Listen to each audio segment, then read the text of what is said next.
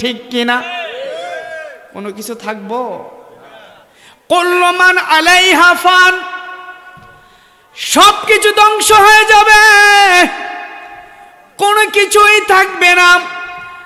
হযরত ইসরাফিল আলাইহিস সালাতু ওয়াস সালামের একটা ফুৎকারের মাধ্যমে এই দুনিয়াটা ধ্বংস হয়ে যাবে। বাবারা আমার, ওই সময়টা হবে খুব ভয়াবহ সময়। কি সময়? খুব ভয়াবহ সময় হবে। ইসরাফিল আলাইহিস সালাতু ওয়াস সালামের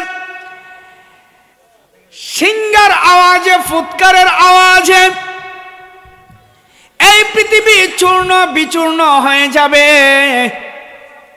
এই পৃথিবী ধ্বংস হয়ে যাবে, মানুষগুলা বেহুশ হয়ে যাবে। কি হয়ে যাবে? আমাদের কানে যদি আওয়াজ আসে, প্রচন্ড আওয়াজ আসে, তখন আমরা সেই আওয়াজের শব্দ কিন্তু শুনতে পাই না। কথা বলেন ঠিক কিনা? কষ্ট হয় না আমাদের? আওয়াজের শব্দ আমাদের কষ্ট হয়নি? এমন ফুৎকার, যেই ফুৎকার আপনি জীবনে কোনোদিন শোনেন নাই। কোরআনে বলা হয়েছে ওয়াকালাল ইনসানু মা লাহা, ওই দিন মানুষগুলা বলবে কি হলো, কি হলো, হাই হাই কি হলো, সব কিছু তো ধ্বংস হয়ে যাচ্ছে। কথা বলেন ঠিক কিনা? ইয়াউমা ইয়াকুনুন নাসু কাল ফারাশিল মাবসুস, ওই দিন মানুষগুলা বিক্ষিপ্ত পতঙ্গের মতো উঠতে থাকবে, উঠতে থাকবে এদিক সেদিক। বিক্ষিপ্ত পতঙ্গ বুঝেননি? এখন অনেক ফুকা আছে না, ফুকা উড়তেছেনি, উড়েনি বাবার আমার। অনেক ফুকা উড়া দেখবেন আপনার শরীরের মধ্যে এসে পড়ে, মাথার মধ্যে এসে পড়ে, চুলের মধ্যে এসে পড়ে। কথা বলেন ঠিক কিনা? ঠিক ওই দিন ইয়াউমা ইয়াকুনুন নাসু কাল ফারাশিল মাবসুস, আল্লাহ রাব্বুল আলামিন বলেন ওই দিন মানুষগুলা বিক্ষিপ্ত পতঙ্গের মতো উঠতে থাকবে, উঠতে থাকবে। ওয়া তাকুনুল জিবালু কাল ইহনিল মানফুস, ওই দিন পর্বতগুলা, পাহাড়গুলা, যে পাহাড়গুলা পৃথিবীর মধ্যে পেরেক হয়ে আছে, পাহাড় চিনেন নি বাবার আমার? পাহাড় দেখছেন নি আপনারা? পাহাড়ে কোনোদিন উঠছেন নি গিয়া? এই পাহাড়গুলা তুলার মতো উঠতে থাকবে, উঠতে থাকবে। কন্যা আল্লাহু আকবার। একটা মাত্র ফুৎকারের আওয়াজে পৃথিবী ধ্বংস হয়ে যাবে, সমস্ত মানুষগুলা বেহুশ হয়ে যাবে, বেহুশ হয়ে যাবে, উড়ে উড়ে উঠতে থাকবে বিক্ষিপ্ত পতঙ্গের মতো। আরেকটা ফুৎকার যখন ইসরাফিল আলাইহিস সালাতু ওয়াস সালাম দিবে, আরেকটা ফুৎকারের সাথে সাথে মানুষগুলা কবর থেকে উঠতে থাকবে। আল্লাহু আকবার বলবেন না? এক ফুৎকারে পৃথিবী কি হয়ে যাবে? সব মানুষ মারা যাবে। আরেক ফুৎকারে মানুষগুলো কবর থেকে কি হবে?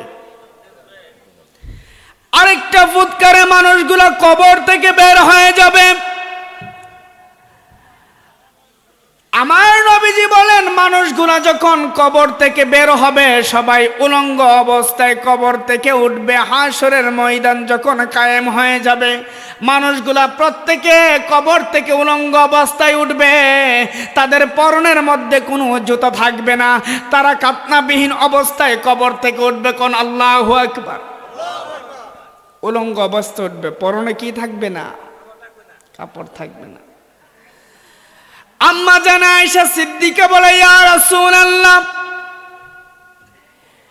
ইয়ানজুরু বাদুহুম ইলা বাদিন, ওই দিন কি মানুষ একজন আরেকজনের দিকে তাকাবে না?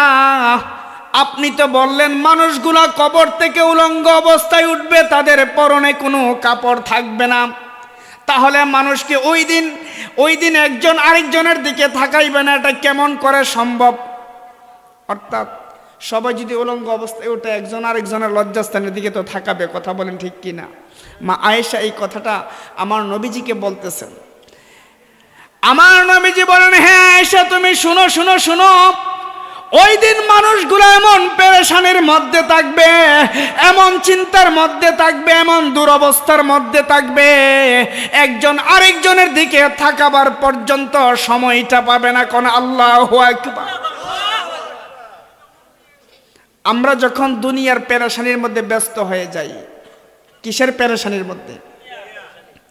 দুনিয়ার পেরেশানি, দুনিয়ার টেনশনের মধ্যে যখন আমরা পড়ে যাই, আপনাকে যখন বলে ভাই আপনি কেমন আছেন, এই কথা শোনার সময় নেই, কথা বলেন ঠিক কিনা? একদিন পরে যখন আপনাকে ওই ভাই জিজ্ঞেস করে, ও ভাই আমি তো তোমাকে ওই দিন বলেছিলাম ভাই তুমি কেমন আছো, তুমি তো আমার কোনো উত্তরই দিছো না। তখন ওই ব্যক্তি বলে, আরে ভাই তুমি যে আমারে বলছো কেমন আছো, আমি তো এই কথা শুনছি না, আমি ওই দিন পেরেশানির মধ্যে ছিলাম। এরকম বলে কি বলে না? বলে কি না? দুনিয়ার সামান্য পেরেশানির জন্য, দুনিয়ার সামান্য টেনশনের জন্য আপনি যদি, আপনাকে একজন ভালো মন্দ জিজ্ঞেস করলো সেটা শোনার সময় নাই, ওই দিন এমন এক কঠিন দিন হবে, ওই দিন এমন এক বিভীষিকাধীন দিন হবে, ওই দিন এমন এক সংকটপন্ন দিন হবে, ওই দিন কেউ কারো দিকে তাকানোর পর্যন্ত সময়টা পাবে না। কোন আল্লাহু আকবার। ওই দিন বাবা চিনবে না সন্তানকে, সন্তান চিনবে না বাবাকে, মা চিনবে না সন্তানকে, সন্তান চিনবে না মাকে, মহব্বতের স্ত্রী চিনবে না স্বামীকে, স্বামী চিনবে না স্ত্রীকে। আবার চিন্তা করে দেখুন কেমন দিন হবে, কেউ কাউকে চিনবে না, কেউ কাউকে চিনবে না। কেউ যদি কাউকে না চিনে, এই দুনিয়াতে আমাদের এত সম্পর্ক সব বিফলে, কথা বলেন ঠিক কিনা? দুনিয়া দাঁড়িয়ে নিয়ে পড়ে থাকলে চলবে? আখিরাতের সঞ্চয় করার দরকার আছে কি নাই? আখিরাতের কাজ করার দরকার আছে কি নাই? দুনিয়া দুনিয়া করে জীবন শেষ করে দিচ্ছেন, আখিরাত তো শেষ, কথা বলেন ঠিক কিনা? আম্মা জানা আয়েশা সিদ্দিকা বলে, ইয়া রাসূলুল্লাহ ওই দিন একজন আরেকজনের দিকে তো তাকাইবে। নবী বলেন ওই দিন মানুষগুলা এমন পেরেশানির মধ্যে থাকবে, ওই দিন মানুষগুলা এমন চিন্তার মধ্যে থাকবে, কেউ কারো দিকে তাকানোর পর্যন্ত সময়টা পাবে না। আল্লাহু আকবার। কেউ কারো দিকে তাকানোর সময়টা পাবে না। দ্বিতীয় ফুৎকারে মানুষগুলা কবর থেকে বের হবে, কেউ কারো দিকে তাকানোর সময়টা পর্যন্ত পাবে না। ওই দিন বান্দাকে আল্লাহ রাব্বুল আলামিন 5টা প্রশ্ন করবে, 5টা প্রশ্নের উত্তর দেওয়া ব্যতীত সামনে এক কদম চুল পর্যন্ত লড়তে পারবে না। কোন আল্লাহু আকবার। কবরে কয়টা প্রশ্ন করব? কবরে 5টা করব। কবরে কয়টা করব? কবরে 3টা। হাসরে কয়টা করব? হাসরে কয়টা করব? আমার নবীজি বলেন ওই দিন 5টা প্রশ্নের উত্তর দেওয়া ব্যতীত বান্দার সামনে এক চুল পরিমাণ আগাইতে পারবে না। কন্যা আল্লাহু আকবার। প্রথম প্রশ্ন হলো আন উমুরিহি ফিমা আফনাহু, তোমাকে যে জীবন আমি দান করেছি, তোমাকে যে আমি জীবনটা দিয়েছি, ওই জীবনটা তুমি দুনিয়ার মধ্যে কেমন ভাবে কাটাইছো? আল্লাহ রাব্বুল আলামিন আমাদেরকে জীবন দিয়ে দুনিয়ার মধ্যে পাঠাইছে কিনা? আমার সাথে বলুন, হায়াতের মালিক কে? আমাদের জীবনের মালিক কে? আমাদের মরণের মালিক কে? ওই আপনার হাসরের ময়দানে প্রথম প্রশ্ন করবে, তোমাকে যে আমি জীবনটা দিয়ে দুনিয়ার মধ্যে পাঠিয়েছিলাম, ওই জীবন পেয়ে তুমি দুনিয়ার মধ্যে কি কাজ করেছো? তুমি দুনিয়ার মধ্যে জীবনটা কেমন ভাবে কাটাইছো? ও বাবারা, যুবক ভাইয়েরা, আপনি চিন্তা করে দেখুন এই প্রশ্নের উত্তর আপনার কাছে আছে কিনা? আছে কি নাই? আছে। ভালো করে থাকলে ইডো আছে, খারাপ করে থাকলে ইডো আছে, কথা বলেন ঠিক কিনা? যদি দুনিয়ার মধ্যে আপনি আল্লাহর দেওয়া হুকুম মতে যদি চলাফেরা করে থাকেন, আল্লাহকে রাজি খুশি করে থাকেন, তাহলে আপনি উত্তর দিবেন সুন্দর। আর দুনিয়ার মধ্যে যদি আপনি আল্লাহর নাফরমানি করে থাকেন, গুনাহের কাজ করে থাকেন, আল্লাহ হুকুম করেছে বান্দা তোমার জন্য নামাজ ফরজ করেছি, নামাজ ছেড়ে দিয়েছেন, রোজা ফরজ করেছি, রোজা ছেড়ে দিয়েছেন, তোমার জন্য সুদকে আমি হারাম করেছি, সুদ বেশি করে খাইছেন, তোমার জন্য ঘুষকে আমি হারাম করে দিয়েছি, ঘুষ বেশি করে খাইছেন, কথা বলেন ঠিক কিনা? তোমার জন্য মদকে আমি হারাম করেছিলাম, মদ খেয়েছো, তোমার জন্য জুয়াকে আমি হারাম করেছি, জুয়া তুমি বেশি করে খেলেছো। এইবার চিন্তা করে দেখুন আপনি আল্লাহর হুকুম মানছেন কি মানছেন না। আপনি যদি নাফরমানি করে থাকেন ওই দিন আল্লাহর দরবারে কোনো উত্তর দেওয়ার সুযোগ আছে কি নাই? আছে। তার ভাই একটা প্রশ্ন, তোমাকে জীবন দিয়েছিলাম, জীবনটা তুমি কিভাবে কাজে লাগাইছো? 2 নাম্বার প্রশ্ন করা হবে, ওয়ান শাবাবিহি ফিমা আবলাহু, তোমাকে যে আমি যৌবন কালতে দিয়েছিলাম, তুমি যৌবন কালের সময়টা কেমন করে ব্যয় করছো? কোন আল্লাহু আকবার। ও যুবক ভাইরা, আল্লাহর কাছে সবচাইতে দামি সময় হচ্ছে যৌবন কালের সময়টা। কোন সময়টা? তোমাকে যে আমি যৌবন কাল দিয়েছি, যৌবনের সময়টা তোমাকে আমি দিয়েছি, ওই যৌবন কালটা উত্তর দিতার বোয়া, উত্তর দেওয়ার সুযোগ আছে?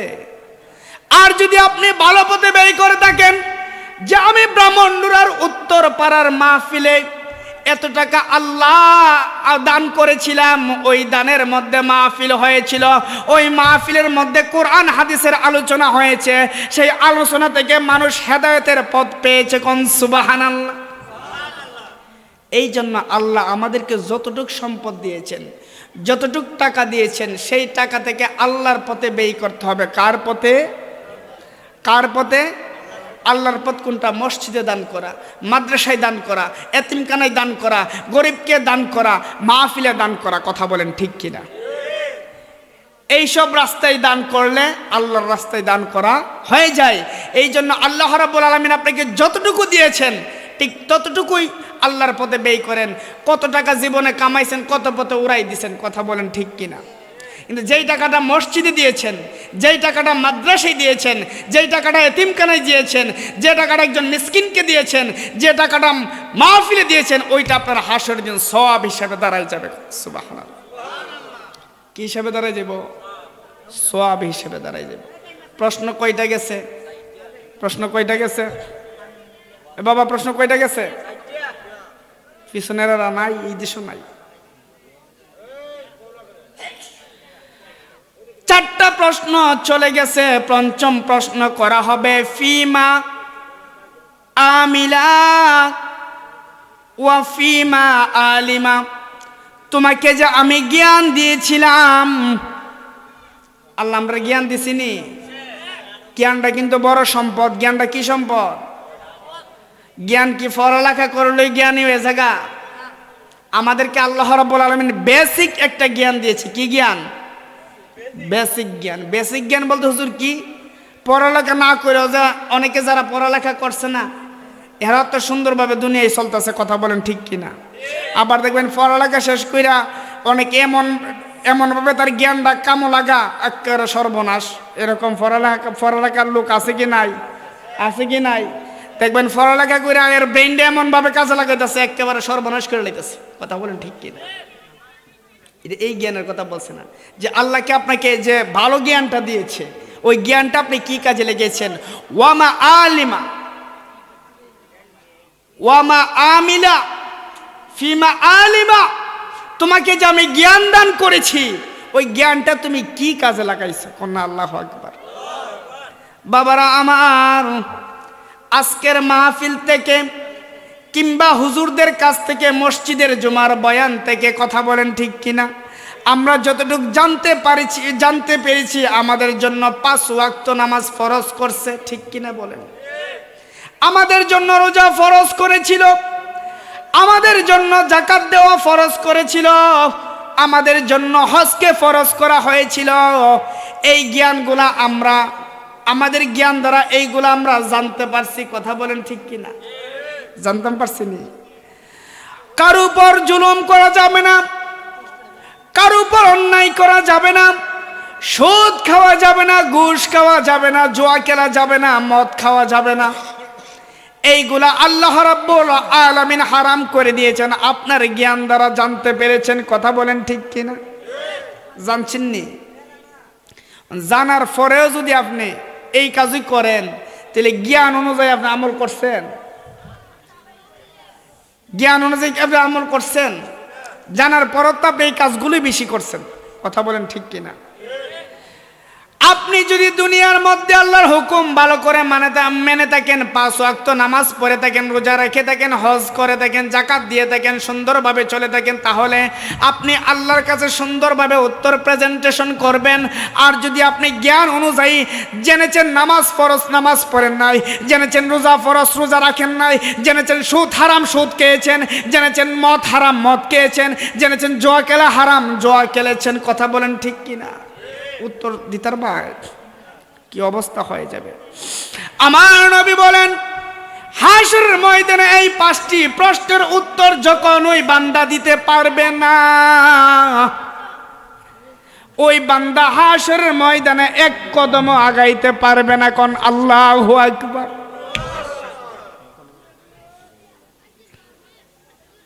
কষ্ট হচ্ছে? দোয়া করে দিব। তো আল্লাহ রাব্বুল আলামিন আমাদেরকে আমল করার তৌফিক দান করুক, সকলে বলুন আমিন। রাত্র অনেক হয়ে গেছে,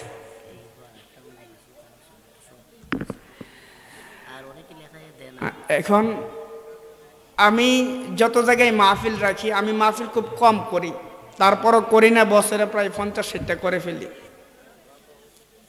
মাহফিল যে কম করি আর পরে কি 50-60টার মতো করে ফেলি। আমি কিন্তু সব জায়গায় মাহফিল করার সময় টাইম মেনটেন করে ওঠে। কিন্তু আজকে এই যে আমাকে মাইক দেওয়া হয়েছে প্রায় 1টার পরে, ওইটার পরে 1টার পরে আমি আলোচনা করেছি সব মিলে মনে আধা ঘন্টা। একটা আলেমের তো আধা ঘন্টা আলোচনা হয় না, কথা বলেন ঠিক কিনা? এই জন্য মাহফিল কমিটি সবসময় চেষ্টা করবেন আপনাদের মাহফিলটা কয়টার ভিতরে শেষ করবেন, একটা টাইম মেনটেন করবেন, করে আলেমদেরকে 1 ঘন্টা করে টাইম দিবেন। এবং আপনাদের এলাকায় কয়টা পর্যন্ত মাহফিল থাকে, কয়টা পর্যন্ত মানুষ থাকে, এইগুলো আপনারা বিশ্লেষণ করে তারপর আলেম উঠাবেন। কথা আমি বুঝাতে পারছি? আলেমদেরকে কষ্ট দেওয়া যাবে না। কি দেওয়া যাবে না? কষ্ট দেওয়া যাবে না। আমি যতক্ষণ ওয়েট করেছি, ধৈর্য ধরেছি, অন্য কেউ হইলে ধরতো না। প্রফেশনাল বক্তা যারা টাকা দিয়ে আসে, কি দিয়ে আসে? আমরা টাকার জন্য ওয়াজ করি না, কথা বুঝতে পারছি নি?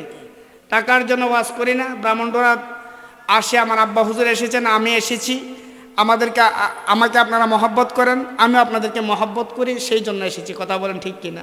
টাকার হিসাব করলে অনেক কিছু। যারা প্রফেশনাল বক্তা আপনাকে টাইম দিবে, 1 ঘন্টা ওয়াজ করবে, 1 ঘন্টা 5 মিনিট করবে না, চলে যাবে। কথা বলেন ঠিক কিনা? 1 ঘন্টা টাইম দিবে, 1 ঘন্টা 1 মিনিট করবে না, উঠে যাবে। আর আমরা এই জন্য বসাইছেন, একটা 10 খবর নাই স্টেজে তোলার, এগুলো লক্ষ্য রাখতে হবে। এগুলো কি রাখতে হবে? যেসব বক্তা দাওয়াত দিচ্ছেন, ফকর করা ভালো না। এগুলো কি আমার চেয়ে বেশি নাকি? কোন দিক দিয়ে যাবে? পড়াশোনায়? হ্যাঁ, পড়াশোনায় আমার চেয়ে বেশি হয়ে যাবে?